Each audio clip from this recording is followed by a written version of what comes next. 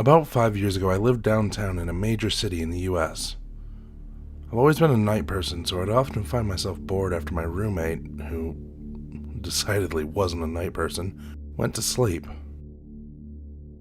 To pass the time, I used to go for long walks and spend the time thinking. I spent 4 years like that, walking alone at night. I never once had a reason to feel afraid. I always used to joke with my roommate that even the drug dealers in the city were polite. But all that changed in a few minutes of one night. It was a Wednesday, somewhere between 1 and 2 in the morning, and I was walking near a police-patrolled park quite a ways from my apartment. It was a quiet night, even for a weeknight, with very little traffic and almost no one on foot. The park, as it was most nights, was completely empty. I turned down a short side street in order to loop back to my apartment when I first noticed him. The far end of the street, on my side, was the silhouette of a man, dancing. It was a strange dance, similar to a waltz, but he finished each box with an odd forward stride. I guess you could say he was dance-walking headed straight for me.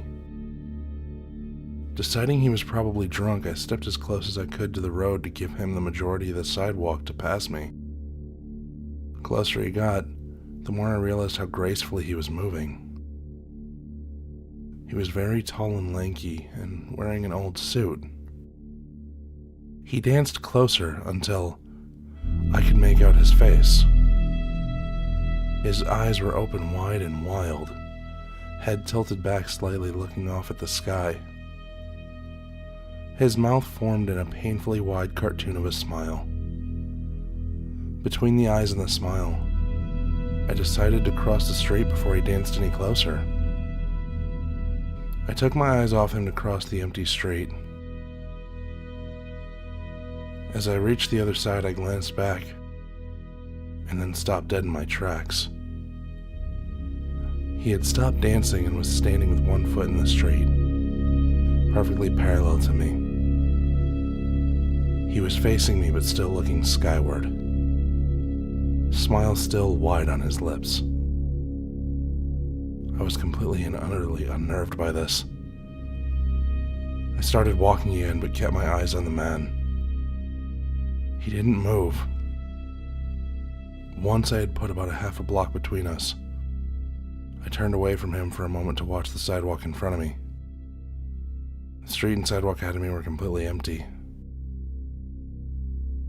Still unnerved, I looked back to where he had been standing to find him gone. For the briefest of moments I had felt relieved, until I noticed him. He had crossed the street and was now slightly crouched down. I couldn't tell for sure due to the distance and the shadows, but I was certain he was facing me. I had looked away from him for no more than 10 seconds, so it was clear he had moved fast. I was so shocked that I stood there for some time, staring at him. And then he started moving towards me again. He took giant, exaggerated tiptoe steps as if he were a cartoon character sneaking up on someone. Except he was moving very, very quickly. I'd like to say at this point I ran away or pulled out my pepper spray or my cell phone or anything at all, but I didn't. I just stood there, completely frozen as the smiling man crept towards me. And then he stopped again, about a car length away from me. Still smiling, still looking to the sky. When I finally found my voice, I blurted out the first thing that came to mind. What I meant to ask was, "What do you want?" in an angry and commanding tone. What came out was a whimper. What? Regardless of whether or not humans can smell fear, they can certainly hear it. I heard it in my own voice, and that only made me more afraid. But he didn't react at all. He just stood there, smiling. And then, after what felt like forever, he turned around very slowly and started dance walking away. Just like that. Not wanting to turn my back on him again, I just watched him go until he was far enough away to be almost out of sight. And then I realized something. He wasn't moving away anymore, nor was he dancing. I watched in horror as the distant shape of him grew larger and larger. He was coming back my way, and this time he was running. I ran too. I ran until I was off the side road and back onto a better lit road with sparse traffic. Looking behind me then, he was nowhere to be found. The rest of the way home, I kept glancing over my shoulder, always expecting to see his stupid smile. But he was never there.